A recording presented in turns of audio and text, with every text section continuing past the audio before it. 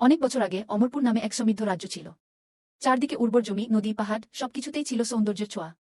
কিন্তু সেই রাজ্যের রাজা রাজেন্দ্র সিংহ ছিলেন অত্যন্ত লোভী ও দুর্নীতিগ্রস্ত। শুরুতে তিনি ছিলেন প্রজাদের প্রিয় রাজা, কিন্তু সময়ের সঙ্গে সঙ্গে ক্ষমতার নেশায় তিনি বদলে গেলেন। কর বাড়ালেন, সাধারণ মানুষ থেকে শুরু করে কৃষক পর্যন্ত সবাইকে দিতে হতো স্বর্ণমুদ্রা, ধান, পশু, এমনকি শ্রম। যারা দিতে পারত না তাদের জমি বাজেয়াপ্ত করতেন সৈন্যরা। রাজপ্রাসাদে তখন সোনারূপার পাহাড় জমে গেল, আর প্রজাদের ঘরে ঘরে কান্না। কৃষকরা খেতে কাজ করতে পারত না, বাজারে জিনিসপত্রের দাম আকাশছোঁয়া, আর রাজা প্রতিদিন নতুন উৎসবের আয়োজন করতেন নিজের গৌরব দেখানোর জন্য। একদিন গ্রামের প্রবীণ পুরোহিত ভদ্রাচার্য রাজ্যের সবার সঙ্গে গোপনে সভা করলেন। তিনি বললেন, রাজা যদি প্রজার কষ্ট না বোঝে তবে রাজা আর নয়, সে শাসক নয়, অত্যাচারী গু। এই কথা শুনে প্রজারা ঐক্যবদ্ধ হল। কৃষক, ব্যবসায়ী, সৈন্য, এমনকি রাজদরবারের কিছু মন্ত্রীও রাজ্যের অন্যায়ের বিরুদ্ধে দাঁড়াল। রাতের অন্ধকারে তারা প্রাসাদ ঘিরে ফেল। ভোর হলে রাজা বুঝলেন প্রজারা আর তার ভয় পায় না।